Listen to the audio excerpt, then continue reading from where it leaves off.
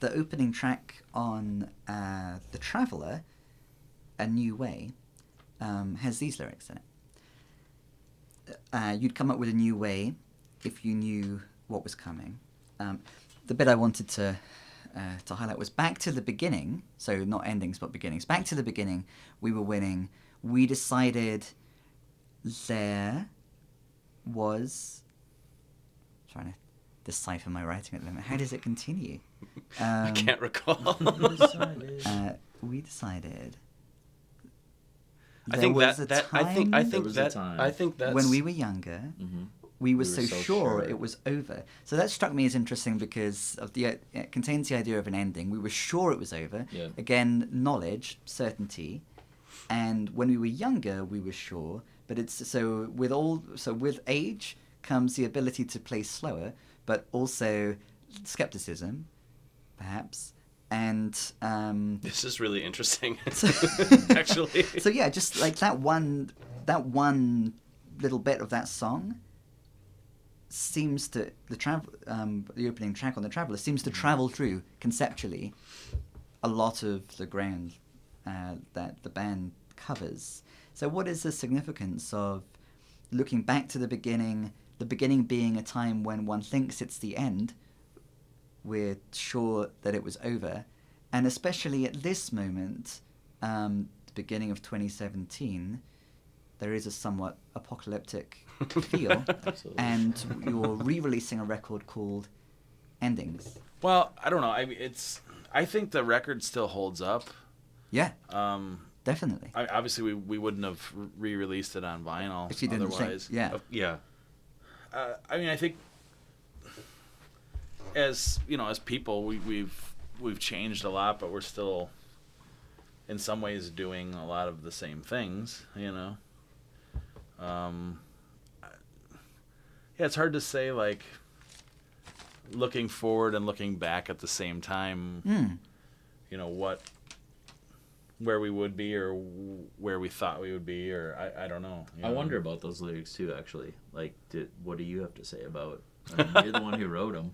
Those lyrics from A New Way. A New Way. Yeah. Because they're about looking back to a time when one was sure it was over. Yeah, what are you talking about?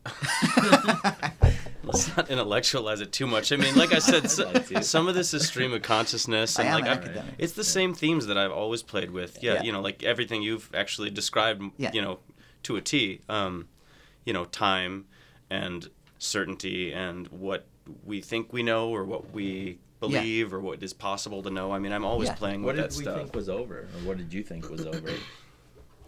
Well, What were you so sure about? I'm not really too sure about anything. That's come with age, but it seems you were more sure. Oh my gosh. When we were younger. We were younger. Yeah. Well, yeah. We're gonna. Yeah. Let's edit this out. All right. You called my bluff. Well, what is it? I mean, are you? You put me on the spot. Are you talking about the band, or are you talking about... band? No, I don't know. No. Actually, this applies. the band. This applies to Endings in terms of when we came up with that name. I mean, there was people that were worried. There was a little bit of a shaky period. It was almost like, I don't know if we were sure we were gonna put another record out after that. Well, I did read that when the band was originally set up as a trio. Mm-hmm. It's still a trio. But as the original trio, then the original three of you had not planned to continue had one of you left. I read that somewhere. Where was that? On the website. Yeah, that's probably true. That's true. I think we had talked about it. That's why that was a whole mini-second. Okay, so now this is now okay. That's what that lyric means. It's so hard to replace like a member in a three-piece band. That's when funny. You're playing shit that is like. See, that's why I'm such a lyrical genius, because I wrote that and I didn't even know what the meaning was. But clearly, I was talking about to come out we were sure for a second that it was over, but I don't know. I was freaked out when our first drummer Brian said, "Hey, I'm moving out of state." Right. And it was like, well, I don't know if you were freaked out. I was freaked out. Oh yeah, because we were writing a ton. We were playing twice a week. We're ready to we were living together. I think even at that point. Yeah, I think it was like that's what you were doing with your lives. Practicing in Tom's basement. And it was, and you know what? And I felt like if that was, I mean, whether or not that was written, it must have been written somewhere. You just... Yep. No, it's true. We talked about it. But we did talk, and it seemed like, you know what, dude? Sorry. No, we got to keep doing this. This is my life. It was almost like one of those Stand By Me things, you know, like the blood oath. Like, but you now know, if any of us, like, ever, like... Now our pact is never fucking quit, ever. Never pretty much. Never break up, ever. Yeah, like, pretty much. Yeah. Good. Like, yeah, just keep it going. There's been some moments, but, I mean, you know... Well, of course, in 20 years, 19 and counting years, yeah. So there's a lyric here. So because A New Way is newer than the other tracks, it is interesting to dig into those lyrics a bit as a contrast or kind of juxtaposition. Running comes up in that song and also in Endings. So in A New Way, we're running just to be anywhere else. Well, we're still doing that, and there's running themes in the songs that haven't even been released yet. Oh, really? Sure. So what's a new running lyric? You're hot off the press. You used to be a runner. Yeah. But you can't run it. You can't run anymore. It's getting too old. This is bad. He's getting older. I know, wiser, it's true. Less sure. Slower. He'd do marathons and shit. Anyway. Like, this guy. But no, it's true. Slower at running and slower at performing, but consciously, purposefully slower at performing. Yeah. Now I do all the running. Now Tom does the running instead. Yeah. He handed off the baton. I handed off the baton. No, it's a relay. Seriously, Conrad. You're going to get it in another, 15 years. Then you get the baton. I can't run. I get shin splints. Oh my It's God. in this song Apprentices that we have the lyric about running from Endings. Remember how to keep from running. Remember how to keep from throwing away what you've accomplished. So that's an interesting contrast, I think. So, you know, in A New Way, we're running just to be anywhere else. But in Apprentices, we're remembering, knowledge again, we're remembering how to keep from running. Can you remember what the significance of trying to keep from running as opposed to running just to be anywhere else was or is? I think it's more about, perseverance or something. Yeah. Keep telling yourself that you can keep doing this thing and it's only going to grow and evolve and, this is really, we don't talk about this stuff, but I mean, all I ever thought I wanted to do with my life was play in a group, and there's no reason to not keep doing that and just keep reminding yourself, don't be freaked out if it's not, we don't have aspirations of big time fame or big time, that's not the reason that you play in a band. The joy of just being in a group with your best friends and writing songs that, that you're proud of. So the music comes from desire and the thinking comes from, you can't turn the thinking off. The philosophizing is just, is you. Yeah. I mean, I think that's what's going on with that lyric, is it's just remember, you got a good thing going, just keep doing it and don't be freaked out, if it's not working, don't be freaked out if, this idea doesn't work out the way you want it to, or this song isn't going the way, we'll, go back to the drawing, just steady, keep... It evolves. Perseverance is just very, that's just something that I think this band has, it's we're talking about, not stopping. If we look at the band as, and what's the next lyric? Remember how to keep from throwing away what you, it's just, don't shit on the stuff, that you've written, or, you know what I mean? Just, And don't try to react against it and it's do something very different. It's okay to second guess yourself, but just still you got to remember to stay confident and believe in what you're doing, So looking back at Endings and where we've been thinking about how Endings falls into the developing, let's say, marathon of the band, 2-decade-long marathon of the band, and so we're running and we're being resilient and remembering to, in a different sense, keep from running away, radically shifting away from the natural progression that's happening. Sure. How would we describe this natural progression from the leg of the race that is Endings to the not end that is now? Wouldn't you guys agree that everything, the idea is we're continually improving upon and if we don't, the last material. If we don't, in some way. I think there was maybe some passages, previously that we would have worked something out for, but that may have not been something that I was real happy with. So like not settling, not half-assing, not settling. Like that's I think why the writing is slowed down a little bit is because I mean we have one of the main reasons. We have something like 100 songs or over 100 songs. It's got to be over 100. But the hard thing is too is like how do you write an album that's better than the last one? Mm-hmm. You know, even if we think it is, we want to make sure that everybody else thinks it is too. Yeah. You know. Well, but you can't. Well, but you try. You try. Yeah, I think they get better. You try. Yeah, absolutely. You know. I think you do. Yeah. Mm-hmm. So, you can only try, but then you can also. We don't want to just like. Yeah, I guess we've never been in the position where we've been put on the spot to like write a record based on the accolades of a previous record or something like that. So we've never been like, oh, this is what Self-Evident does, so you got to do this again, and you shit out another record that sounds exactly the same as the last one. You know? It's like there's been like no label push or like it's bigger. Like we've always just been able to internal evolve and to write, what we want to, and it has slowed down. And there's other reasons other than the fact that we want to make it better. Every things time, outside of the band. Like like other. But a large part of it is becoming more and more meticulous. Yeah. Mm-hmm. Yeah. Yeah. In the video for House, it's been a while since I saw it, but I recall I have the sense that someone's lost in the house. Someone's gone missing. There's there's a okay. So what's the basic narrative in the video to House? So with House, it's actually a house that's across. Well, no, it's gone now. Huh? Oh no, we didn't film in there though. No, we didn't. Okay, but the outside, the exterior, the exterior. That's where the family disappeared from, though. Right, house across the street. And the house disappeared. It's no longer there. We go into a house investigating the disappearance of a family because I'm in my basement again.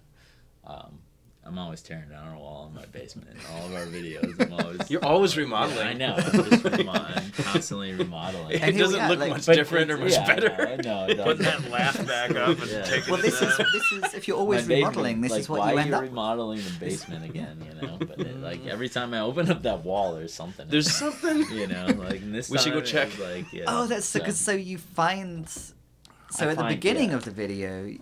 Or is it the beginning of the video? It is. The beginning of the story. In both the past and in House. So in the video for the song The Past and the video for the song House. Right. They both begin with you finding something whilst you're drywalling.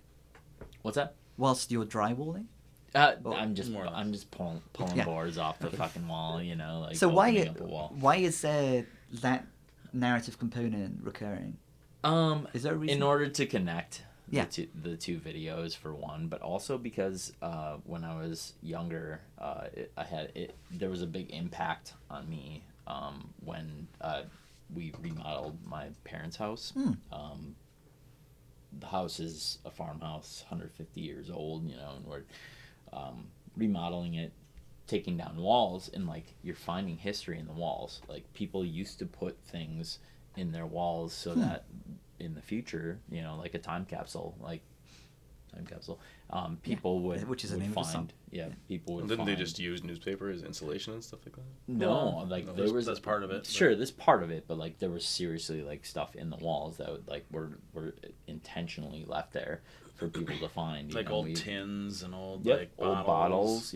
Old bottles. I old found tins, those in my house. Yeah. And that's interesting. That seems like in the walls. So that seems like an important concept for you, and it works its way into multiple videos, and it relates to what's happening in the lyrics, but it's coming from you and from your history as we opposed call these to... happy accidents. Sure, you try. Are you conscious of a connection with the lyrics and the themes of the songs? I try to be. Yeah. I mean, but it, when it comes to video time, it's I don't know. I try to connect I listen to the song over and over again. Once we decide, you know, like what the video is going to be and try to come up with a concept, you know, for it. All three had like a different like genre too. Like the first video was very, I think, you know, kind of sci-fi, you know. The second video was a little bit, you know, sarcastic, tongue-in-cheek. Tongue-in-cheek, like... Which is which? So the first is for which song? The first video was The Past, and then the second video was Our Condition. So with Our Condition, there's an artist, and he's definitely a... He's got Seekins sort of like, you know, he is Seekins is awesome. No, and Seekins is awesome. It was a nod to Seekins. It was not like a diss at all. Sure. Like, at so all. like he's you know, either wearing all black or all white. You know, in the videos. So we wanted to give sort of a nod to like if you're local, then one right, would know. Exactly. Like let's get everybody local involved in this, you know. And we rented a space and you know, set up an art show, and I actually made all the paintings like in my backyard. You made the paintings? Yeah, using a whoopee cushion, and so I was squirting paint. So like they have these new whoopee cushions, which are awesome, by the way.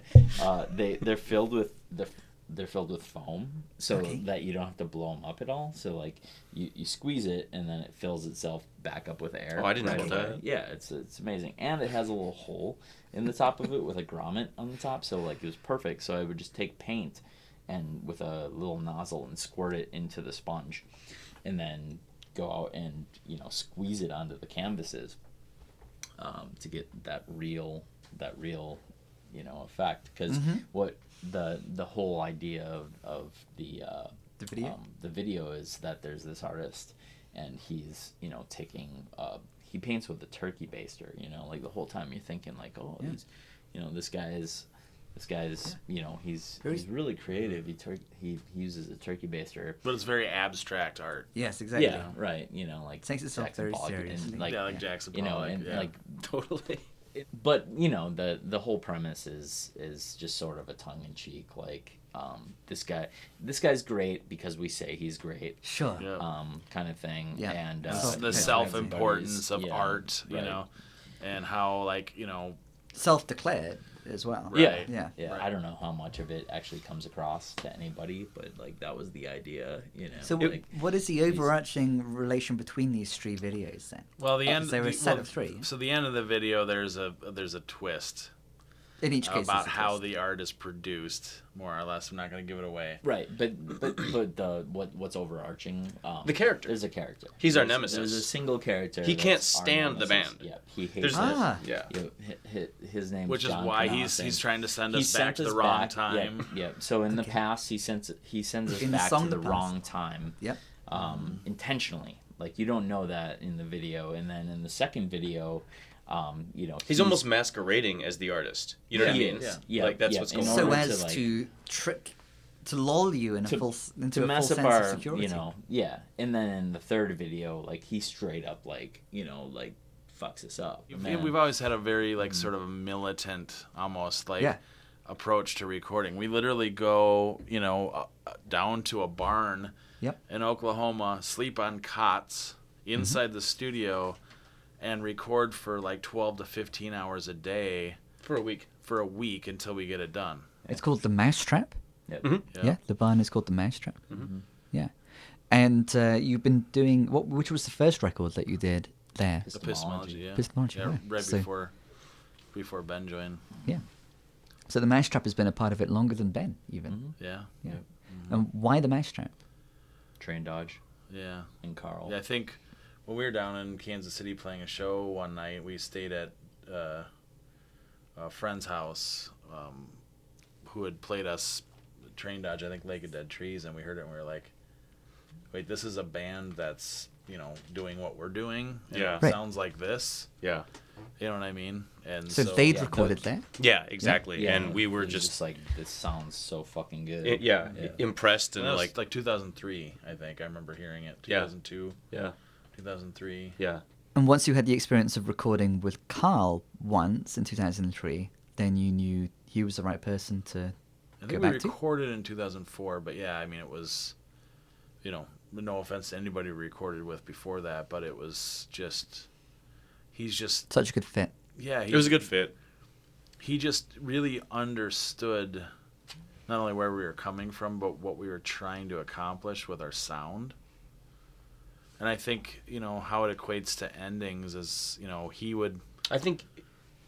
well, I mean, how it equates to endings, I think, you asked a question before, how did this record fit in, the records before and after? Yep.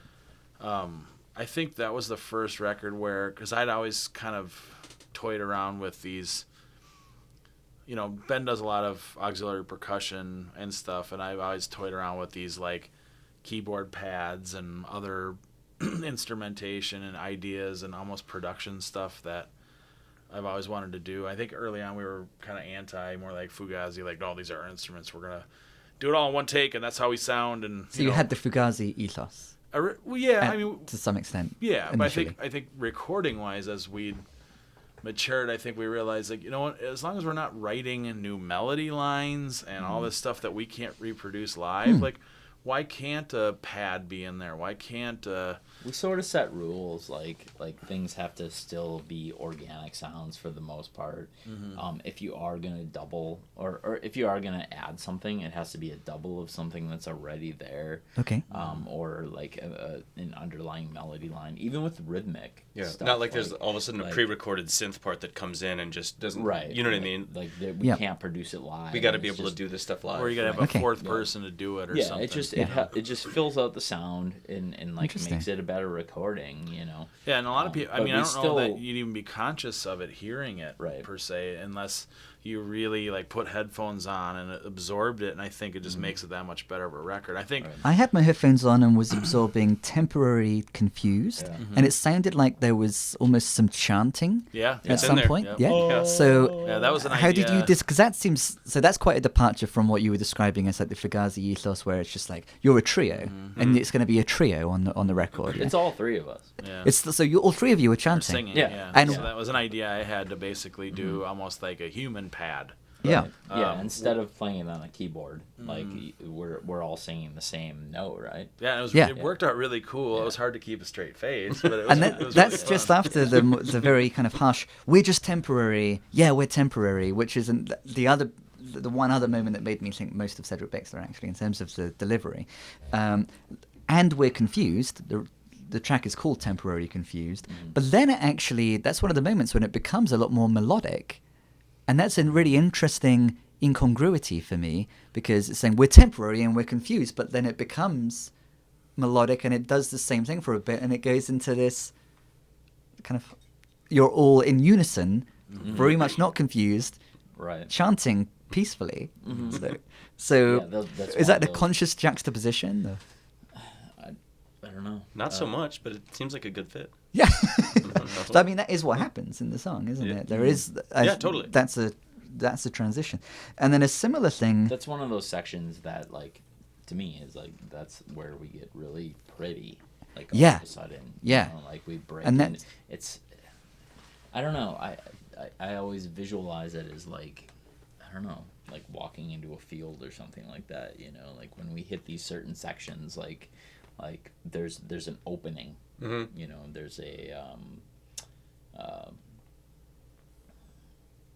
there's a clearing, in the song. There's space. It just opens up all of a sudden, and then either we're gonna continue down that path or we're just gonna close it. Like it does that in the future too.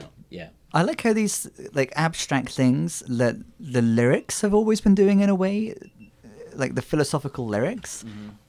Have to do with identity and like who am I and who am I in relation to other people. Totally. Yeah. And to do with time. But it's interesting as like the music itself, like sonically explores these issues, and then it becomes less like just like quoting from a philosophy textbook. Right. You're really exploring the concept in a way that is it's the right way for a band to do it. Yeah. Right. Well, I think like our philosophy musically, I mean, from almost day one has been make the straight time stuff sound weird and the weird times stuff sound straight. Normal. Yeah. So I think that is always played into it. It's like we're not just playing odd time to be weird or to be proggy. Yeah. I think that maybe is what differentiates us maybe from a prog rock band. It's not we don't jam. We don't like improv. It's very deliberate parts, but that just happen to be an odd time sometimes. Or a lot of the times. Yeah. Endings is like a really good example of that, where So the record endings. Yeah, where we really hit on a lot of cylinders, not only with the odd time sounding, straight time sounding odd, but then with all the other instrumentation, like he had a lot of banjo stuff on there that was really cool. Temporarily Confused seems to end with just one piano chord. Is that correct? Yeah. That's what it sounds like. Is that where we hit like every single note? We did the Beatles trick, where it's like you hit all the same C's or whatever it was. Yeah, whatever note it was. I think that was Carl. That was his idea. Yeah, right. probably. So who was the producer engineer? Yeah. Yeah. Yeah. Mm-hmm. Yeah. We. I understand why you keep on going back to it. Yeah. No, I mean, it's let's try this and then. Yeah, it took several people. It was like, can you reach that one? You got okay. Yeah. So but it's cool because these guys are relatively open to me trying production tricks in the studio. I mean, but there's times where like, I'll call you out. Yeah, it doesn't work, and then I'll move on. Sure. But it's like, I think because that's how it has to be. Like you need someone to just be like, I'm gonna try something fun, crazy. Because like sometimes like, oh my god, that's exactly what it needed. Sometimes and other times it's just like, no, that's it's not working. Right. But That's you interesting. have to try it. You have to try it. Yeah, you have to go for it. Yeah. Usually that's what we do is we end up like if we're gonna add anything, like it's usually organic. So it won't be. It won't be synthesized. It'll be pseudo synthesized. So it'll be like plugins that are like Hammond B3, or it'll be plugins that are like Fender Rhodes like 73, or like strings. It'll be string stuff, but like there was this app that he had this plugin where it was cello, where you were actually bowing the cello, like using the when I was recording, it was like keyboard. doing like so you hit the note and like you can actually bow it with the wheel, the soft wheel or whatever you want to call it. So it's like so it's less removed from the I guess we're not going for like the whole like it's Van Halen just like it's not synthesized evidently it's sampled. But it's like live sampled kind of thing, We're creating the sample there on the spot.